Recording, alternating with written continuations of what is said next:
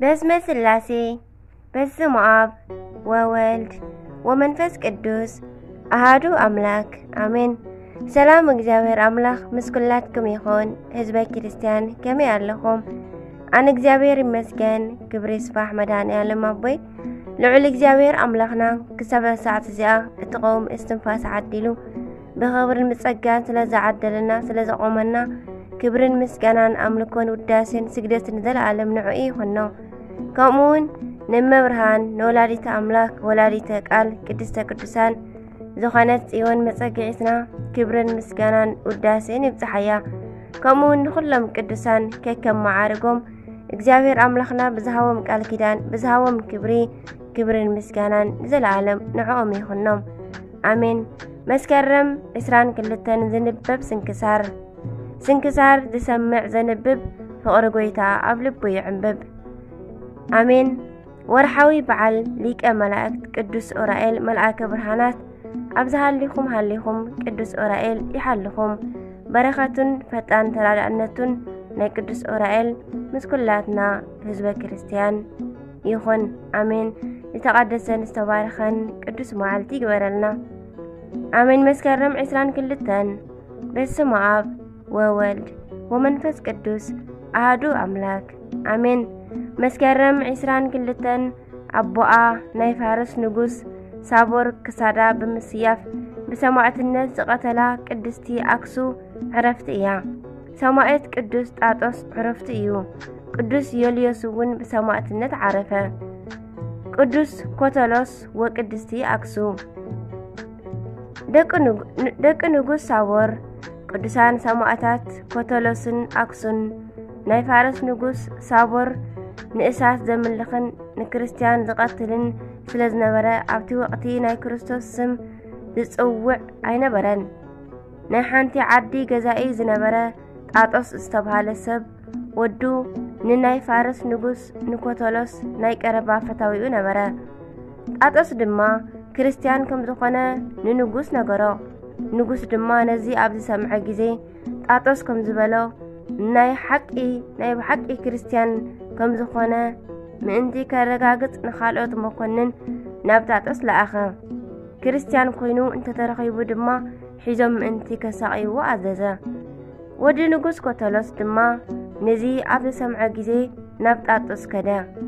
እቲ መኮንን ድማ ናብታ ከተማ ኣብ ዝበጽሐ ጊዜ ንጣጦስ ረኸቦ። ከም ዝተባሃሎ ድማ ናይ ብሓቂ ክርስቲያን ከም ዝኾነ ኣረጋገጸ። ንጉስ ከም ዝኣዘዞ ድማ ንጣጦስ ሒዙ ከሳቅዮ ጀመረ።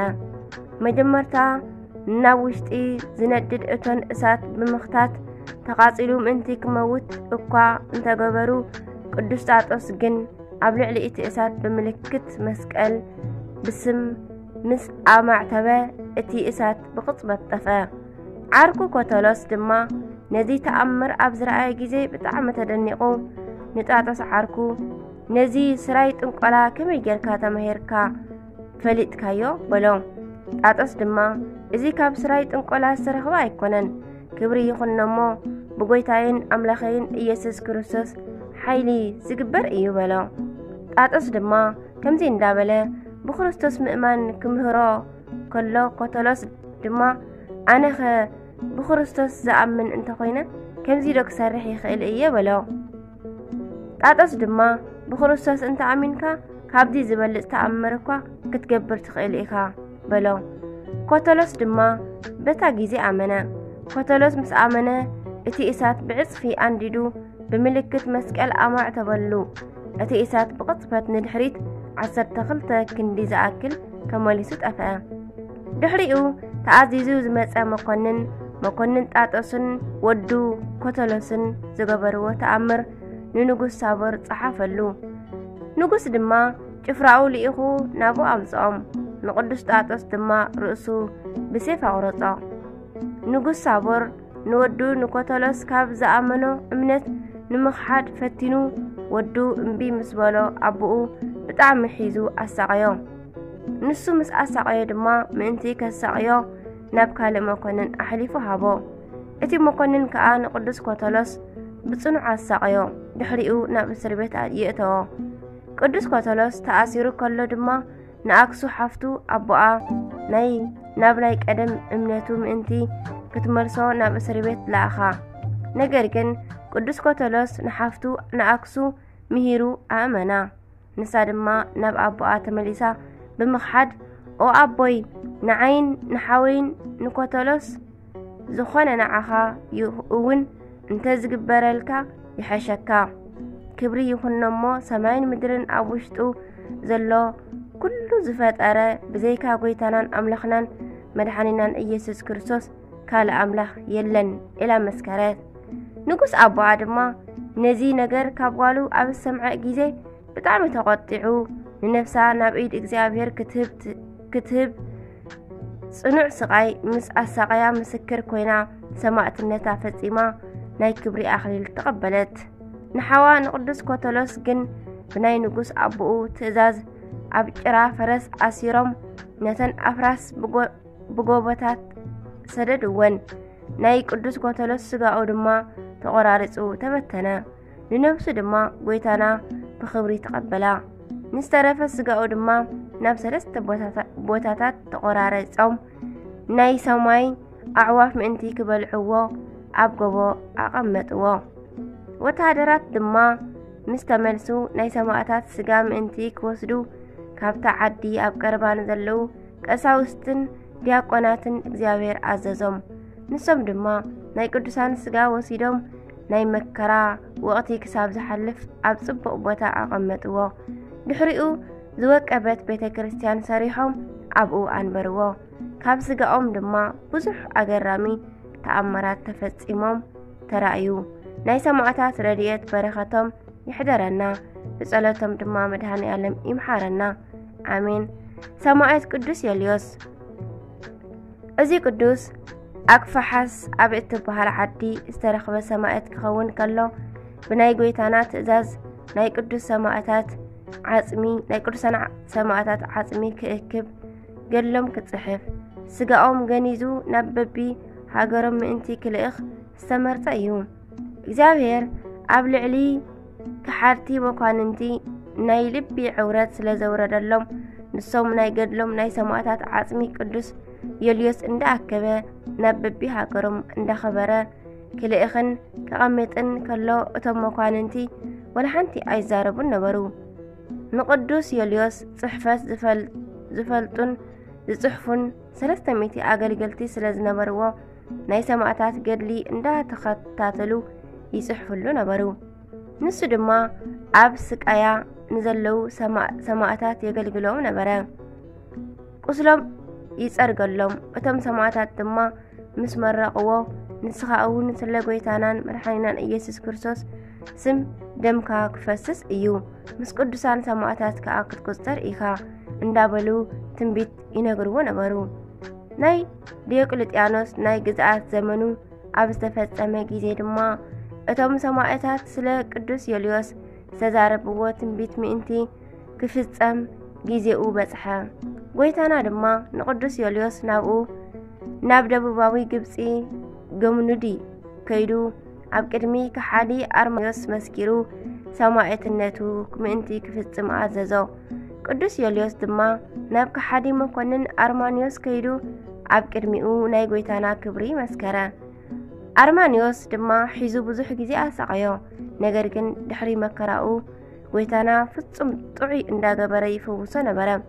ድሕሪኡ ንኣማልኽቶም ብግዲ ከስግድዎ ንቅዱስ ዮልዮስ ሒዞም ናብቲ ናይ ጣዖት ቤት ሒዞሞ ኣብ ዝኸዱ ጊዜ ቅዱስ ዮልዮስ ድማ ምድሪ ኣፋ ከፊታ ነቶም ጣዖታት ምእንቲ ክትውሕጦም ናብ ጎይታና ኣብ ዝጸለየ ጊዜ 70 ጣዖታትን 130 ዝኾኑ ናይ ጣዖት ካህናትን ምድሪ ኣፋ ከፊታ ውሓጠቶም።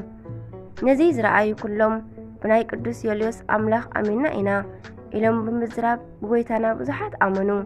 መኮንን ኣርማንዮስ ድማ ኣነ እውን ብናይ ቅዱስ ዮልዮስ ኣምላኽ ኣሚነ ኣለኹ ኢሉ ብጎይታ ኣመነ። ክብሪ ይኹኖ። ድሕሪኡ መኮንን ኣርማንዮስ ምስ ቅዱስ ዮልዮስ ናብ ኣትሪብ ከይዶም ኣብ ቅድሚ ናይ ኣትሪቡ መኮንን ናይ ጎይታና ክብሪ መስከሩ። ናይ ኣትሪብ መኮንን ድማ ሒዙ ብጣዕሚ ኣሳቃዮም።